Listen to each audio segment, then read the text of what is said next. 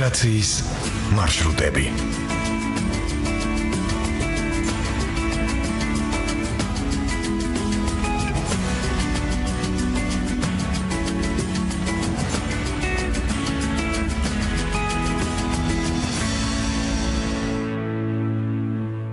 გამარჯობა, დღევანდელი გადაცემის თემაა ქართულ-ებრაული ურთიერთობები. გადაცემას გაუძღვები ჟურნალისტი ამახარაძე, პროექტის ავტორი ნანა ლომიძე, ხმის რეჟისორი თამარ ჯანიაშვილი. გადაცემის თემასთან დაკავშირებით ვუპასუხებთ რადიო მსმენელთა შეკითხვებს, მიიღეთ მონაწილეობა ჩვენს გადაცემაში. შეგახსენებთ ტელეფონის ნომრებს 240 91 92 240 92 92. გადაცემა ემიგრაციასა და ემიგრანტებზე. ყოველ სამშაბათს და ხუთშაბათს საღამოს 6-დან 7-მდე. პოტენციალი ადამიანებს ძალიან დიდი აქვთ, მაგრამ ისინი ცოტათი ზარმაცები არიან. თუ რაიმეს მიღწევა გინდათ, უნდა იმუშაოთ. ციდან არაფერი არ ცვივა. ჩვენ ისრაელში ძალიან ბევრს ვმუშაობდით. ეს ებრაელი პოლიტიკოსისა და საზოგადო მოღვაწის ისრაელის მე-9 პრეზიდენტის შიმონ პერესის სიტყვებია. დღეს გადაცემაში სწორედ ისრაელსა და მის ხალხზე, თანამედროვე ისრაელზე, ქართულ-ებრაულ ურთიერთობებზე ვისაუბრებთ ისტორიის მეცნიერებათა დოქტორ შალვა წიწუაშვილსა და დავით ბააზოვის სახელობის საქართველოს ებრაელთა და ქართულ-ებრაულ ურთიერთობათა ისტორიის მუზეუმის დირექტორ პროფესორ გივი ღამბაშიძესთან ერთად მოგესალმებით. დიდი მადლობა გადაცემაში მონაწილეობისათვის და დიდი მადლობა ბატონო შალვა, რომ მობრძანდით ჩვენთან. მე როგორც ვიცი, გუშინ ჩამოფრინდით ისრაელიდან და სულ მალე შეხვედრა იწყება თქვენი. არის ძალიან მნიშვნელოვანი კონფერენცია და თქვენი მიზანიც ეს იყო ასე ვთქვათ სამშობლოში სტუმრად ჩამოსვლის ისტორიული სამშობლოდან ახლა.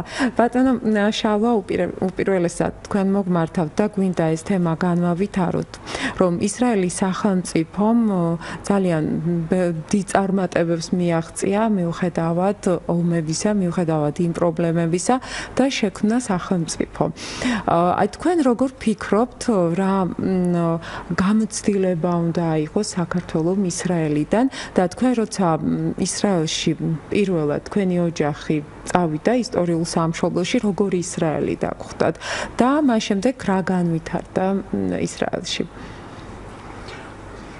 მოგახსენებთ, უპირველეს ყოვლისა მინდა მადლობა მოგიხადოთ მოწვევისათვის და მივესალმოთ თქვენს რადიო მსმენელებს. ახლა რა შეიძლება ერთად საკითხი რაც თქვენ დასვით. იცით რა? ისრაელის თავარი დამახასიათებელი რა არის? იქ რაც უნდა სირთულე შეგვხდეს, რაც უნდა დიდი შრომა და გარჯვა დაგჭირდეს, ვერ გაიქცევი ამ სირთულეს და ვერ გაიქცევი ამ შრომის საჭიროებას. რომ ჩადის ადამიანი, ნაცავები იქნება თუ მეგობრები იქნება, იცით რა შეუძლებია? სალვანური. თუ სწორად გამოვიდა მოწმინება და შრომა. აი ეს ორი ძირითადი პრინციპი. აი სწორედ ამ ორ პრინციპზე არის აგებული ისრაელი და ამ ორი პრინციპის რეალიზაციის შედეგად მიაღწია ყველაფერი იმას, რასაც დღეს ისრაელი წარმოადგენს.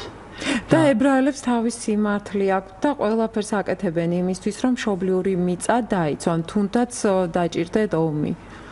ესეც ძალიან მნიშვნელოვანი ფაქტია, ბატონი გივი დამეთანხმება. დიახ, მეც დაგეთანხმები, საქმე იმაში არის, რომ ისრაელი გეოპოლიტიკურად ისეთ მისთვის არახელსაყრელ პირობებში არის, რომ ისრაელს უხდება ძალიან დიდი სახსრების გაღება თავდაცვისათვის. წარმოიდგინეთ ახლა იმ ტერიტორიების რუქა წარმოიდგინეთ, რომ ისრაელი ეს პატარა ქვეყანა ერთი მხრივ ესაზღვრება ხმელთაშუა ზღვა და მეორე მხრივ დანარჩენი ყველა მწვრთნულად განწყობილი სახელმწიფო, რომლებიც ყოველ საღამოს გადაცემებში გახკივიან იმას, რომ ისრაელი უნდა გადავყავოთ ხმელთაშუა ზღვაშიო. ჩვენ მივეჩვევით ამას. ეხლა ირანი შეემატა, რა თქმა უნდა, ეხლა კი არა, უფრო ადრეს კი ახმად ნეჯადის დროს უფრო მეტი პროპაგანდა იყო. უფრო მეტად გეტყვის, რომ პრეზიდენტი მაშინდელი არის ეს ვინც დავასახელე, შულხანპატერი, როგორც გილის უყვარს ამის გამოთქმა ეს არის ბოდიში საზოგადოებასთან დაახლოებით ამ შინაარსის არის პრეზიდენტიც კი არ ერდებოდა ასეთ შემწევდა ასეთ არა დიპლომატიურ გამოთქმებს. როგორ მიაღწია ისრაელმა იმას, რასაც დღეს წარმოადგენს იგი. რაც თქმა უნდა, დიდი შრომისა და დიდი ცდელობის შედეგად. რომ არა ისრაელის ასეთი შრომის უნარიანობა და რომ არა ისრაელის ასეთი სამხედრო სიძლიერე, ალბათ ისრაელი მართლა ძალიან დიდი კატასტროფის წინაშე აღმოჩნდებოდა. მაგრამ რამ განაპირობა თქვათ ისრაელის ასეთი სამხედრო დიდი სიძლიერე? ჯერ ერთი იმან რომ ისრაელში კონცენტრირებული აღმოჩნდა ძალიან ბევრი და ძალიან ძლიერი სპეციალისტი სამხედრო ხაზით, სამხედრო დარგის სპეციალისტები, რომლებმაც განაპირობეს ზუსტად ისრაელის სამხედრო მრეწველობის სწრაფი ზრდა. ეს ძალიან მნიშვნელოვანი იყო. მეორეთისა ისრაელის არმიის ჯარისკაცების აღზრდის პრინციპები. ჩვენ კარგად იცით ალბათ და მსმენელებსაც მოიხსენებათ, რომ ისრაელში გაწევა ხდება ჯარში არა მარტო ახალგაზრდა ბიჭებისა, არამედ გოგონებისაც, რა თქმა უნდა. მაგრამ გოგონებისთვის არის ასეთი შესაძლებლობა. შეუძლია სამხედრო ნაწილში არ წავიდეს, მაგრამ მის სანაცვლოდ ექნება დავალებული რაღაცა, აი ისა ვოლონტარული მოღვაწეობა. შეიძლება იმაში ჰოსპიტალში წავიდეს და იქ იმუშაოს. შეიძლება სადღაცას რომელიმე ორგანიზაციაში იმუშაოს. ყოველგვარი ხელფასის მიღების გარეშე. ეს მას ეწევა სამხედრო სავალდებულო სამსახურად. ხო, მე ვერ დავმალავ და არც არის დასამალი, რომ ეხლა აი ამჟამად მე რომ მოვდიოდი უკვე დიდი მოძრაობა იყო, რომ რელიგიურ ახალგაზრდებს არ ემსახურათ სამხედრო სამსახურში, ჯარში. იცით რა, ეს რა თქმა უნდა ყოველთვის ყოველი გაწვევის დროს ხდება აი ასეთი დაძაბულობა ერთის მხრივ რელიგიურ ორგანიზაციებისა და რელიგიურ ხარედინები ქვიათ, ესე იგი ძალიან ძლიერი მორწმუნეების მხრიდან დაპირისპირება სამხედრო ორგანიზაციების მიმართ და რაღაცნაირად უნდა მოგვარდეს ეს საკითხი. მაგალითად სამთავრობო სამხედრო ორგანიზაცია მიმართა ისრაელის კონსტიტუციურ სასამართლოს, რომ გაერჩიათ ეს ამბავი და გაამწყურეს სახელმწიფო. სწორად ცნეს ამ რელიგიური ხალხის მოქმედება. იმათი მოთხოვნების კანონიერია და რა თქმა უნდა არ უნდა მსახურებდნენ ჯარში. ძირითადი მოთხოვნა რა არის იცით? ძირითადი მოთხოვნა არის ის, რომ აი ამ რელიგიურ კაცო იქ რო იმსახურო ჯარშიო, თავისი რელიგიური წამთისა და თავისი რელიგიური სულისკვეთების შესრულების საშუალება არ ექნება. და ეს ეწინააღმდეგება მის წამს. ბატონშავა, საქართველოს ებრაელებზე მინდა კითხოთ. როგორც ვიცი, სხვა ებრაელებს შორის ძალიან პატარა თემი ხართ. 8 მილიონია, ხო, როგორც ჩემთვის ცნობილია. და მათ შორის ძალიან ცოტაა საქართველოს ებრაელობა. რა როლი აქვს ისრაელის მშენებლობაში საქართველოს ებრაელობას და ხედვა თვითონ სახელმწიფოს ხედვა საქართველოს ებრაელების მიმართ, რამდენად განსხვავებული თემია თქვენი და გავლენა იქონია თუ არა საქართველოს თქვენს მენტალობაზე, ცნობიერებაზე განვითარებაზე, აი ზოგადად რას ახეკ საინტერესო და რამდენად აღწევენ წარმატებას თუნდაც. ახალი თაობის ხედვებით საინტერესოა, რამდენად აინტერესებთ თავიანთი მშობლების სამშობლოა, იმიტომ რომ თქვენ ორი სამშობლო გაქვთ, ფიქრობ ყველა ებრაელს, მაგრამ განსაკუთრებით ქართულ-ებრაელებს აქვთ განსაკუთრებული დამოკიდებულება საქართველოს მიმართ და თქვენ შესახებაც ორიოდე სიტყვით, როგორც ვიცი, საქართველოში გაიზარდეთ, დაიბადეთ, აქ ყავთ მეგობრები და რა შეგრძნება, როცა ბრუნდებით ხოლმე იმ ადგილას, სადაც დაიბადეთ და გაიზარდეთ. ძალიან ბევრი შეკითხვა დამისვით ერთბაშა. ერთმანეთში ასე ვთქვათ. დიდი მადლობელი ვარ, რომ აი ესეთი ღრმააზროვანი და საინტერესო კითხვები დასვით. რაც შეეხება მენტალობას ამითი დავიწყებ. მენტალობა მე უკვე ხანდაზმული კაცი ვარ, მაგრამ რამდენი წამდებოდით უკაცრავად, როცა რამდენი პირველად როცა ჩახვედით თქვენ ისტორიულ სამშობლოში. საცხოვრებლად რო წავედით თუ პირველად რო საერთოდ აი პირველად ფეხი რო დადგით თქვენ სამშობლოში, რა შეგე ისტორიულ სამშობლოში, მაშინ ისიც რა იყო? 87 წელს გარდაიცვალა მამა ჩემი. აქ არის დასაფლავებული. მაშინ ისევ რკინის ფარდა იყო ჩამოფარებული საბჭოთა კავშირზე. და ეს არის აი გორბაჩოვის პერიოდი უკვე ძალაში არის შესული გარდაქმნის პერიოდი და მე და ჩემო ძმამ მოვახერხეთ მაინც წასვლა რაღაცნაირად საბუთები მოსკოვში გაიგზავნა აქედან ოვერიდან და თქვენ წარმოედგინეთ ოვერიდან მოსკოვიდან მოვიდა პასუხი თანხმობისა რომ ასეთ საკითხზე შეიძლება გაუშვათ ადამიანი და მაშინ რომ ჩავედით ჩვენ და მე რომ ეხლა ჩავდივარ ხმურ ისრაელს და ვადარებ მაშინდელ ისრაელსა და ეხლანდელ ისრაელს დიდი სხვაობა არის იცი განვითარების და მოდერნიზაციაც საერთოდ ცხოვრების ზონეც მაშინ უმუშევრობა უფრო მეტი იყო ეხლა ნაკლებია უმუშევრობა ისრაელში ერთ-ერთი ყველაზე დაბალი უმუშევრობის ზონია ყველაზე დაბალი და საერთოდ ქალაქსაც ეწყობა სახელმწიფოს ეწყობა ეხლანდელი მდგომარეობა მაშინდელთან შედარებით არის ძალიან განსხვავებული როგორც მოგახსენებთ მაგრამ რას მივახთი იცით ყურადღება იქ დამხსური ხალხის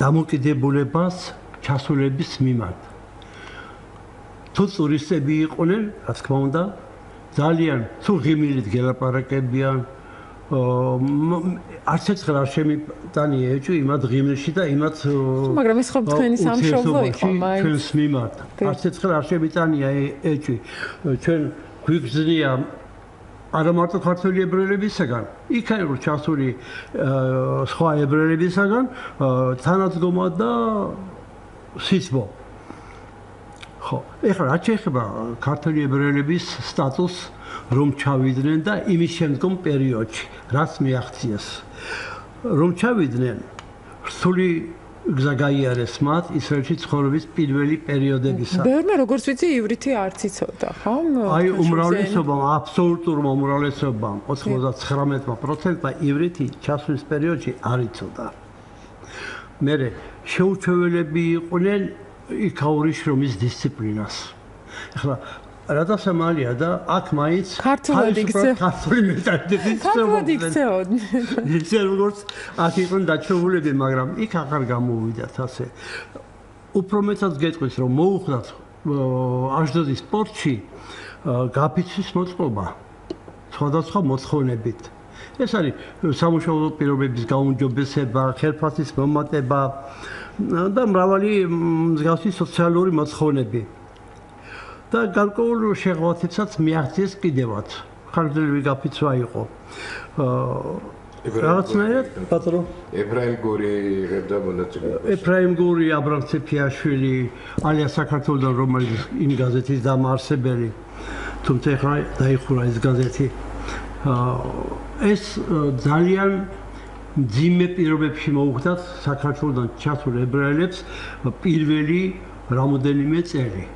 ანუ ეკონომიკურადაც უჭირდათ და კულტურულად პრობლემებიც სოციალურად ყველაფრის მხრივ მაგრამ თანდათანობით რამოდენიმე წლის მერე მათ მოიკიდეს ფეხი და ის ამბოხებული ქართველების იმიჯი, რაც პირველად დაიმსახურეს იმ ხანგრძლივი გაფრთხილის შედეგად, შეიცვალა. იმიტომ რომ ქართულმა ებრაელებმა თავი გამოიჩინეს თავისი მომზადებით. უნდა გითხრათ ერთი რამე, რომ ქართულ ებრაელ ექიმებს ძალიან მაღალი სტატუსი აქვს, დიდი მოთხოვნილება და აქ აქვთ განათლება მიღებული. ზოგს საქართველოში აქვს მიღებული, ზოგს პეტერბურგში აქვს. ანუ განსხვავებული ნიჭით თქმა ის არის, რომ ის რომ ქართული ებრაელია, კი არ ვფრთხიან იმ ექიმს პირიქით, იმდენად სახელი გაითქვეს და იმდენად მაღალი ავტორიტეტის პატრონები არიან დღევანდელ სიტუაციებში, რომ ძალიან ბევრს უნდათ რომ ყავდეთ ექიმი ქართული ებრაელი. უფრო მეტიც ქართულ ებრაელ ექიმებს იწვევენ ავსტრალიაში, იწვევენ განსაკუთრებით კარდიოქირურგებს ავსტრალიაში, კანადაში, ამერიკის შეერთებულ შტატებში და საკმაოდ წარმატებით მუშაობენ იქ. და იქაც ქართველობენ. და რა შეეხება სხვა დარგის სპეციალისტებს, იცით, ბევრმა ქართულმა ებრაელმა გამოიჩინა თავი სუბუქ მრეწველობაში. მეცნიერული ხაზით. მაგალითად, ფიჩხაძე, პროფესორი ფიჩხაძე, რომელიც სამწუხაროდ აღარ ბრძანდება ცოცხალი, მან შექმნა ძალიან საინტერესო ქსოვილი, რომელიც მარტო ტანსაცმლისთვის კი არ გამოიყენება, ავიაციაშიც გამოიყენება და ეს ძალიან ძირფასი და ძალიან მნიშვნელოვანი მომენტი იყო ავიაციის. სანამ ბატონ გივი შეკითხვას დავუსვამდე, მე მინდა ჩვენ მსმენელებს და მაყურებლებს ვუთხრა, რომ თქვენ ბრძანდებით ქართულ-ებრაელთა ისტორიის, კულტურის კვლევისა და ქართულ-ებრაული მრავალსაუკუნოვანი ურთიერთობის საქმეში შეტანილი განსაკუთრებული წვლილისათვის ღირსების ორდენის მფლობელი და ბატონო გივი, თქვენ მინდა კომენტარი გააკეთოთ, ეს ძალიან მნიშვნელოვანია, რომ ჩვენ გვყავს ესეთი ადამიანები, როგორც ბატონი შალვა, ვინაიდან სწორედ მეცნიერული კულტურული ურთიერთობა არის საფუძველი ქვეყნებს შორის ურთიერთობებისთვისაც დამეთანხმებით. და როგორ ხედავთ თქვენ მომავალს 26 საუკუნიდან რომ გადმოვხედოთ, ასე ვთქვათ, თანამედროვე კავშირებს, ურთიერთობებს, როგორ ფიქრობთ თქვენ, მომავალი თაობები, რომლებიც იზრდებიან ისრაელში, რამდენად შეინარჩუნებენ ამ კავშირებს და არიან თუ არა ახალგაზრდები, რომლებიც დაუშვათ უნივერსიტეტებში ცდილობენ შეიტანონ ეს თემები, რასაც ქვია ქართულ-ებრაული ურთიერთობები, იმიტომ რომ მე როგორც ვიცი, ბევრ ქვეყანაში აინტერესებთ საქართველო, თავისი ეთნიკური, სხვადასხვა, ასე ვთქვათ, კულტურული ნიშნით. მოგესალმებით. და თანამედროვე ისრაელზეც ორიოდე სიტყვა. კი ბატონო.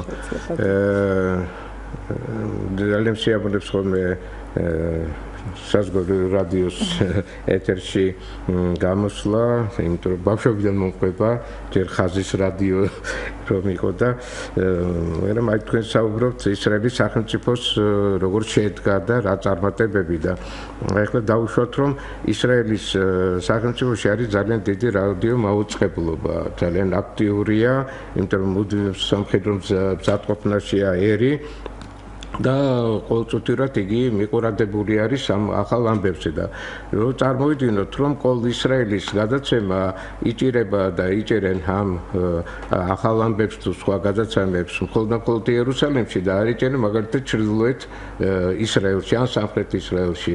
აი მე გაკვირვებასავ რითით აი ბევრი წლის განმავლობაში სულ გამოთქვა აი ამ სურვილს და მოდით პროტესტის თუ გნება თქვათ პროტესტსაც რომ მაგალითად მცხეთის იქითკენ უკვე პირველ რადიოს საზოგადოებრივ არც ვერ იჭერს ადამიანი. აი მე მიემგზავრებოდი ბორჯომში ამ ზაფხულში, აი ამ ცხელი ზაფხულში და ამ ხაზრების პერიოდში და ვეღარ იჭირება. აი მე ვკითხულობ რომ ჩვენ ხო სახელმწიფო ქვია, ჩვენ ხო დამოუკიდებელი სახელმწიფო ვართ, მანამდე კიდე საბჭოთა ქვეყნის ერთ-ერთი დაწინაურებული სახელმწიფო ვიყავით. როგორ შეიძლება რომ პირველი საზოგადოებრივი რადიო ასეთი მნიშვნელოვანი, ასეთი არაჩვეულებრივი, თავისი მაღალი პროფესიულობით, თავისი კვალიფიკაციით, თავისი ეროვნული შემეცნებით ისახით, ამას ავროცმდეს მაგალითად ან სვანეთში, ან თუმცა გამოცხადებულია რომ ამ ტალღაზე შეიძლება დაიჭირო მაგალითად ახალციხეში და ბორჯომში. ნუ რას უკაცრავად. არ იჭირება ეს. ესე იგი მე მინდა თქვა რომ სახელმწიფო რო შედგეს, ყველა ინსტიტუცია უნდა მუშაობდეს კვალიფიცირებულად და ასე შემდეგ. ამისი ინტერესი უნდა ქონდეს. აი მოთმინება და შრომა ახსენა ბატონო შალვა. მე დავუმატებდი ამას რომ თუ იდეა უნდა არსებობდეს. თუ იდეა არ არსებობს და ეს იდეა კი აი დავით მეფსალმუნე დავით მეფე ამ 3000 წლის წინ ბრძანა ბევრი რამ თავისი ფსალმუნებში თავისი მოღვაწეობით და ერთ-ერთი იყო რომ შენ ებრაელ კაცო ანუ დაივიწყო ჩემ მიერ დაარსებული იერუსალიმი მაშინ დაარსდა იერუსალიმი როგორც დედაქალაქი ხო და ეს მოყვება ფორმულა თელ ებრაელობას და აი მე მიმაჩნია რომ აი ესეთი ფორმულები ესეთი იდეა უნდა კონდეს საზოგადოებას ერს და მithumetes უკვე სახელმწიფოს ასე თქვათ სმენელი გველოდება მოგესალმებით რომ მოიაზრება ჩვენი საყვარელი საქართველო ეს რაც შეეხება ჩემს შესავალს და პრეამბულას სმენელი გველოდება ბატონკები მოგესალმებით დიახ გისმენთ დიახ თქვენ პირდაპირ ეთერში ხართ გისმენთ დიახ ალო დიახ გისმენთ ხალბატონო გამარჯობათ დიდი პატივისცემით ძალიან კარგი გადაცემა გაქვთ დიდი მადლობა მეთაყვანები ბესიყვარულები ებრაელ ხალხს ბატონთან მაგ ასეთი შეკითხვა ცოტა ხნის უკან მან ახსენა პროფესორი ფიჩხაძე თუ შეიძლება სახელი ფიჩხაძე რამდენადაც მე მახსოვს ფიჩხაძეს ერქვა მიხეილი თუ ალექსანდრე შურა ისიც იმუშაობდა ის კაცი და გარდაიცვალა კი ეს იყო ძალიან საინტერესო პიროვნება ძალიან კარგი სპეციალისტი თავის საქმისა და თქვენ წარმოიდგინეთ ძალიან ბევრი გამოგონებები აქვს და დანერგილი ალექსანდრე ბატონო ქიმიკოსი იყო პროფესორი დიახ მართალი ბრძანდებით ალექსანდრე შურას ვეძახის ძალიან ნახმებელი და ძალიან საყვარელი პიროვნება უჩქვიანესი დიდი მადლობა ბატონო დიდი მადლობა მისი შვილი აქ მოღვაწეობს საქართველოსია დარჩენილი საინტერესო ბატონო დიდი მადლობა ჩვენთვისაც საინტერესო ინფორმაცია და ბატონო გივი მუზეუმი რომელსაც თქვენ ხელმძღვანელობთ წარმოადგენს არა მხოლოდ მუზეუმს არამედ ეს არის ჩვენი ქართულ-ებრაული მრავალსაუკუნოვანი ისტორიის განძი, საცავი, ასე ვთქვათ და წარმოადგენს ასევე საკვლევ სფეროსაც. აი ამის შესახებ რამდენად მნიშვნელოვანია ახალციხეში არაჩვეულებრივი ექსპონატებია, რომელიც ჩვენს ჯერ კიდევ უძველეს ურთიერთობებს, უფრო მეტ მტკიცებულებას, ასე ვთქვათ, მატებს ისტორიული კუთხით და ამავე დროს სასაფლაო მაკვირვა მე ნახე პირველად ეს სასაფლაო რომელსაც როგორც ამბობენ 400 ანუ 4 საუკუნე ასე ვთქვათ ითვლის 4 საუკუნეს ითვლის ეს სასაფლაო და მე ნახე იქ შვილი რომელიც დასტიროდა თავის ბაბუას და რო შემომჩნე პირველად აღმოაჩინა ეს სასაფლაო ანუ მე გაგვიზიარა იმიტომ რომ პატარა იყო როცა ისრაელში წაიყვანეს ეს ბავშვი კი ბატონო აი აუღელებლად ძნელია გადმოს ეს ყველაფერი მე პირადად ნახე ეს ფაქტი და გაოცებული ვიყავი ნამდვილად და სასაფლაოც საინტერესო კითხვები დასვით ბატონ ჩალოსთან ჩემთანაც და მე ამ კითხვებს გარკვეულწილად გავიცი პასუხი ამ ჩემი მონოგრაფიით აი საქართველოს ებრაელთა და ქართულ-ებრაულ ურთიერთობების ისტორიის ფურცლები დავარქვი და აქ არის ჩვენი მუზეუმის ამბები და ჩვენი ურთიერთობების ისტორია და დასაწყისი და ბიბლიური პერიოდიდან ეს არ არის მარტო 26 საუკუნე მე როგორც არქეოლოგი შემიძლია ვისაუბრო რომ ეს ურთიერთობები კავკასიას საქართველოსა და კავკასიასა და პალესტინის აი ამ სივრცესთან კულტურული და სხვადასხვა ურთიერთობები ათასწლეულებს მოიცავს და შესაბამისად ესე იგი ჩვენი მუზეუმი აი წარმომჩენი არის ამ ურთიერთობების არქეოლოგიური, ისტორიული კუთხით, წყაროწოდნეობითი კუთხით, ეთნოგრაფია, ეს ჩვენი თანამედროვე ურთიერთობები საერთოდ რა გვაკავშირებდა საუკუნეთა განმავლობაში ან დღევანდელი ურთიერთობები და მე ვფიქრობ, რომ საქართველოს შეემატა ერთი ძალიან მნიშვნელოვანი რესურსი, ძალიან მნიშვნელოვანი სივრცე ჩვენი მუზეუმის სახით. ძალიან დიდი ბოდიშით ხშირად გაწყვეტინებს ბატონო, მაგრამ მობილურით გვიკავშირდებიან ქუთაისიდან უკაცრავად ქალბატონო, რომ გავოდინეთ. დიახ, გისმენთ? უკაცრავად ბატონო. დიახ, გისმენთ? დიახ, გისმენთ? სტუმარზე მასპინძელს. დიახ. არაჩვეულებრივი სტუმრები გყავს. მე ქუთაისიდან, ზუგდიდიდან ქუთაისში 19 წლის ვიჭი ჩავედი. იქ ჩვენთან მუსიკალურ სკოლაში სასწავლებელი ებრაელები იყო 80%. 80%. ახლა მინდა რომ სამ ძირფას ბატონშალვას. ეს ხალხი არის ნიჭიერი და თან როგორი მუსიკოსია, ის დამძვირი მუსიკოსია, ექიმია, ის დამძვირი ექიმია და ასე შემდეგ არ ჩამოვთვლი. ჩვენთან ოპერის თეატრში, მე ოპერის თეატრში მუშაობდი და იყვნენ მეტი ნაწილი ებრაელები, ქალბატონები და კაცები. მე წავიდნენ, ისინი ძალიან გული დამწყდა, მაგრამ ეხლა რამე ესე იგი დიდი კმაყოფილი ვარ, რომ თქვენ ასეთი კარგი და კეთილშობილი სტუმრები მოიწვიეთ.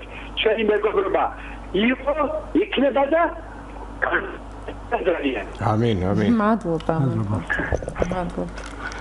აი თქვენ დასვით ესეთ კითხვა რომ თანამედროვე და ერთ საინტერესო მაგალითს მოგიყვანთ. ეს რამდენიმე წლის წინ სტუმრად ბრძანდებოდა ისრაელის სახელმწიფოს ქნესეთის, ანუ პარლამენტის თავმჯდომარე თავისი მეუღლით, ძალიან სიმპათიური ქალბატონი ბრძანდებოდა და მე ერთ-ერთი მასპინძლობდი ქალბატონ ევა ბაბალაშვილი, ბატონი ჯამლეთ ხოხაშვილის მეუღლე და ავიდით თაწმინდაზე. თხოვეს რომ მე თბილისში დამეთვალებია როგორც არქეოლოგს, როგორც ხელოვნებისმცოდნე, როგორც ებრაისტი, ასე შემდეგ და ავიდით თაწმინდაზე და სხვაჩურის ამ ქალმა ვაჟას საფორზე, ვაჟას ლექსი წაიკითხა, რუსულენოვანი ქალბატონი ბრძანდებოდა და მაგრამ ეს არ არის კიდე ყველაზე საინტერესო. საინტერესო ის არის, რომ ესაც იქ ავედით, აი მანქანის გასაჩერებელი სივრცე რომ არის, იქ გაჩერდა მანქანა და გადმოვიდა ახალგაზრდა კაცი, მისი მეუღლე და სამი შვილი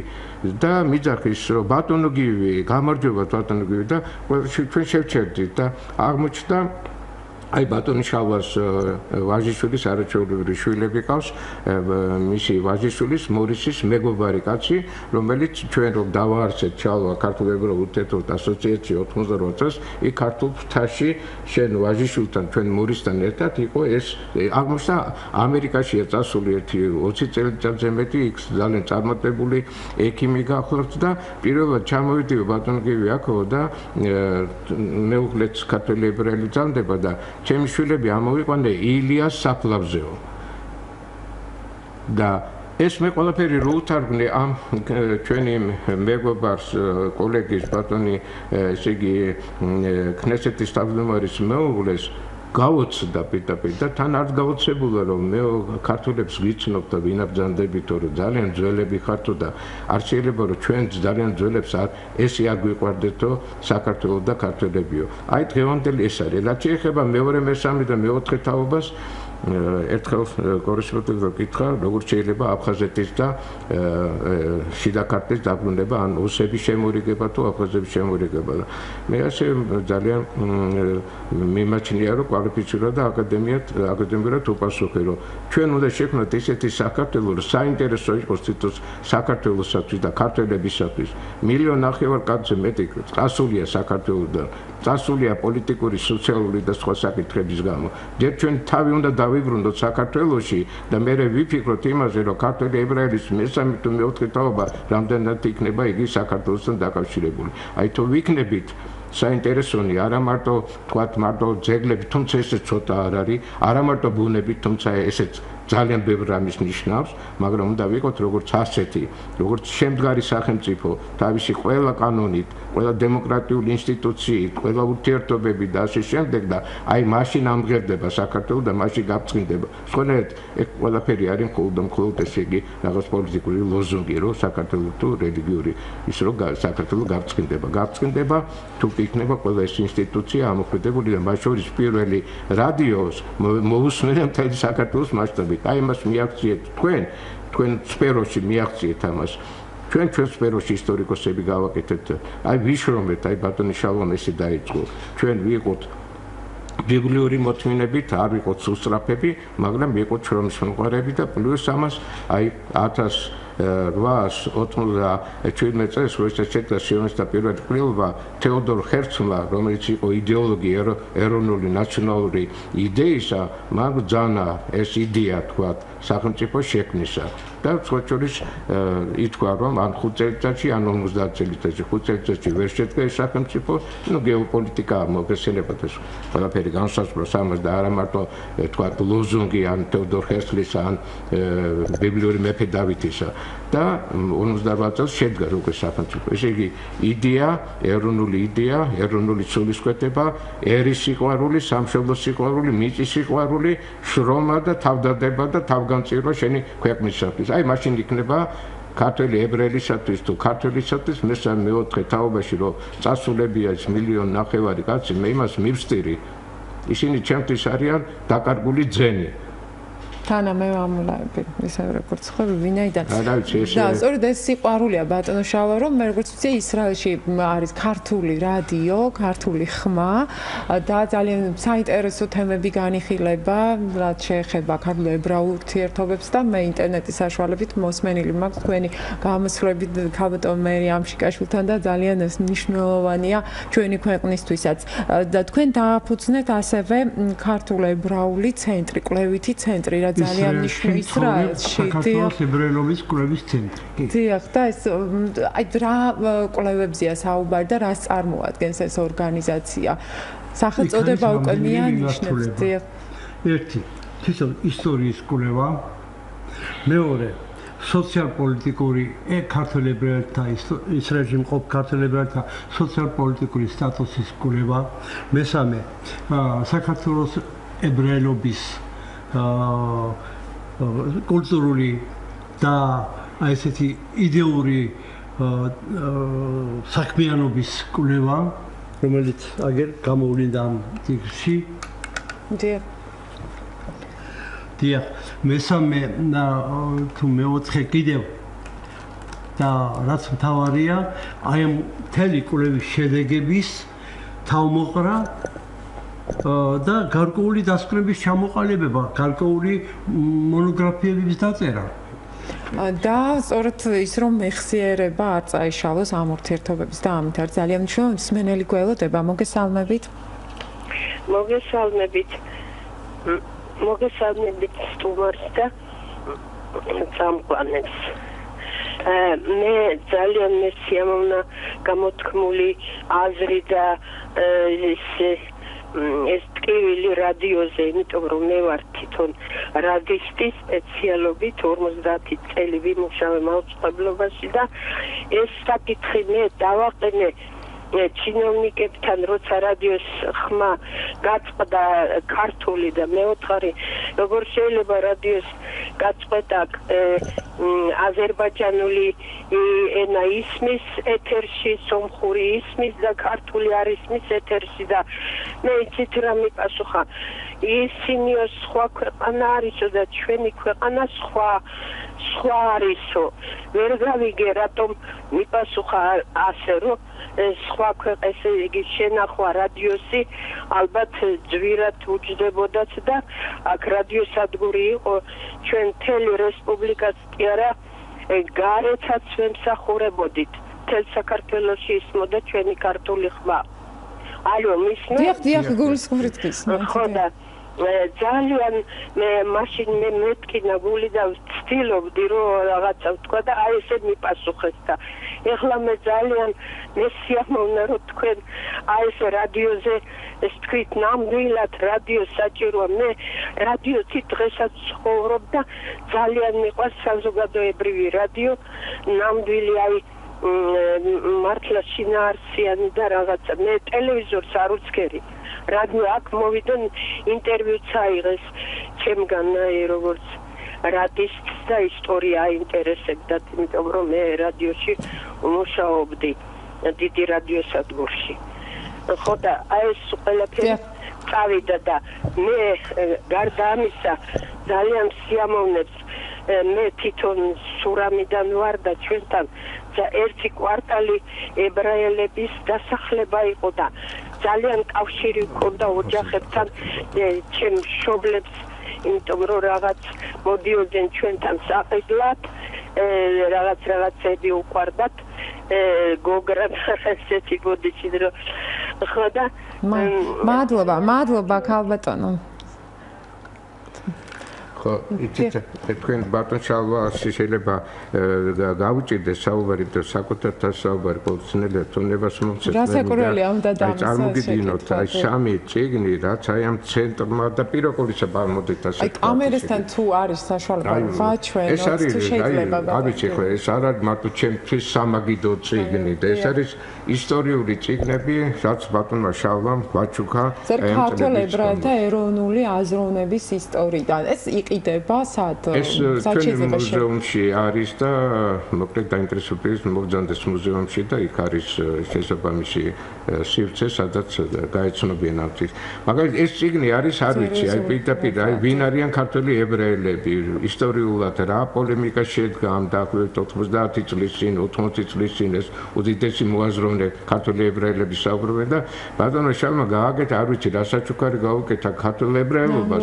საქართველოს უპირველეს ზანეთ რო ღირსების ორდენის კავალერი ღირსების შეიძლება სხვა კიდე ჩინ მეზლები ვიარჯოთ სხვა შორის არის საქართველოს მოქალაქეც ამოვიდროს ბატონი შალვა ორი ქვეყნის მოქალაქე არის და ესეც მისი გულისხმობებს უსწრებს ეხლა არ გვეყოფა დრო და ბატონი შალვას აი მეორე წიგნი მინდა წარმოგიდგინოთ იყო დანიელ ხანანაშვილი არაჩვეულებრივი მე დავარქვი შევადარე ფუტკარივით ესე იგი მოღვაწე კაცი და ქუთაისელი პროფესორი კაცი ბრძანდებოდა და რაც კი 10 წლების განმავლობაში მასალები შეაგროვა ერთი სიტყვა თუ კი იყო ებრაელი ქართული ებრაელი ქართულ პრესაში აი ძველ პრესაში მთელი 130 წლის განმავლობაში ამას ყველაფერს მე გარდაცვალების შემდეგ მთელი არქივი გადაეცა ბატონ შალვას და მის ცენტრს და ბატონმა შალვამ და ჩვენ მუზეუმის ცხარში ამოვდგა რასაკვირველი ამ იდეას და გამოიცა ეს უმნიშვნელოვანესი წიგნი. აქ არის ათასობით ინფორმაცია ქართულ პრესაში, რუსულენოვან საქართველოს გამოვლ პრესაში, აი საქართველოს ებრაელობის შესახებ, ჩვენი ურთიერთობების შესახებ. მაგალითად, მარტო ის რაკრის, როგორ დასწრის ქართველი ებრაელი რაბინი აკაკი წერეთლის გარდაცვალება, მანამდე ილია ჭავჭავაძეს რა სიტყვას ძანებს ეს ყველაფერი არის აი პრესაში და ეს ყველაფერი მითითებული. ბატონმა შალვამ არ ვიცი რა წიგნი გვაჩუქა, მაგრამ ბოლოს მე ამას ვიტყვი რომ აი ეს წიგნი საქართველოს ებრაელთა პოეზიის ანთოლოგია, ეს არის ბოლო მისი არაჩვეულებრივი 61 პოეტია წარმოდგენილი.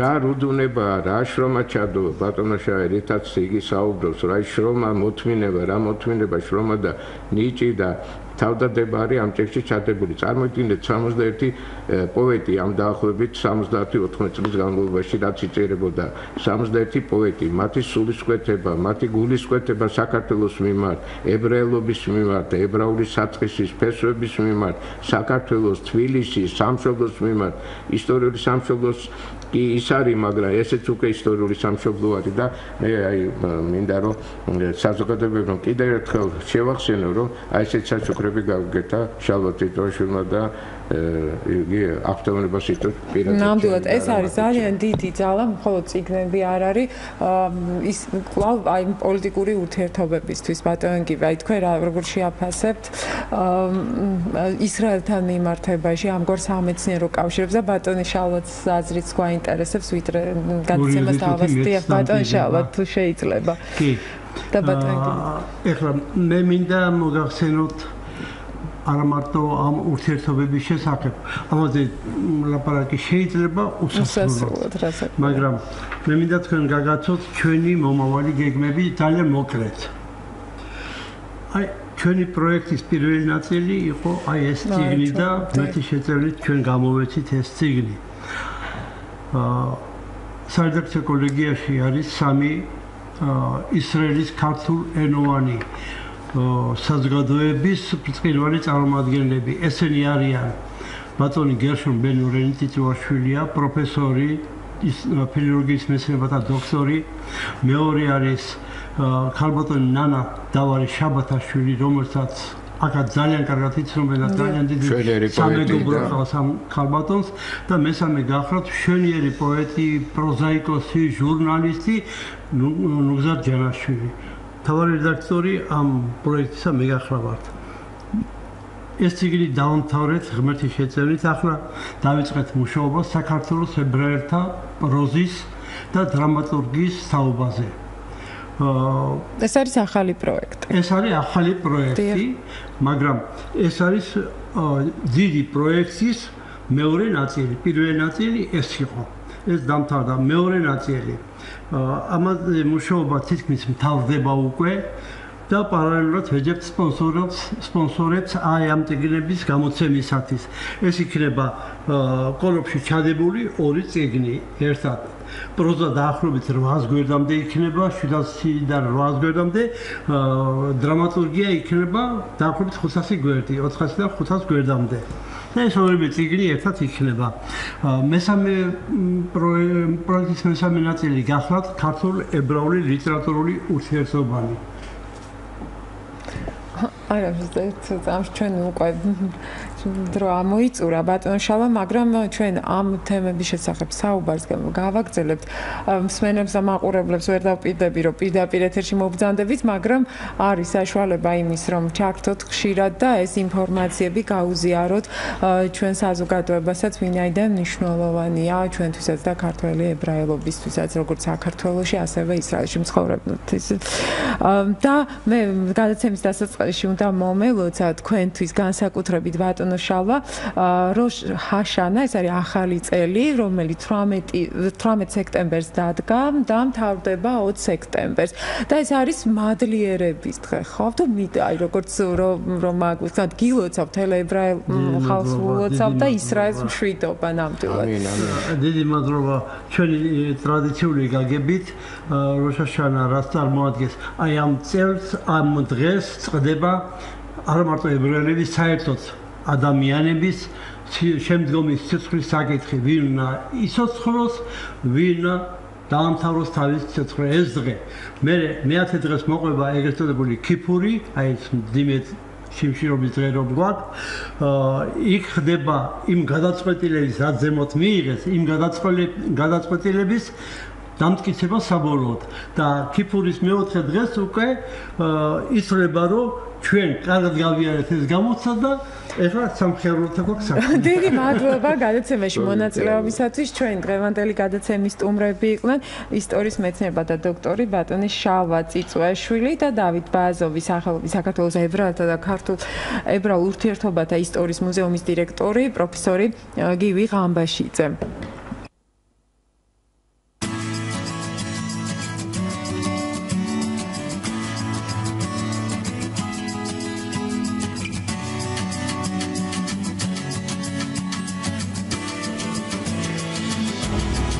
მიგრაციის მარშრუტები.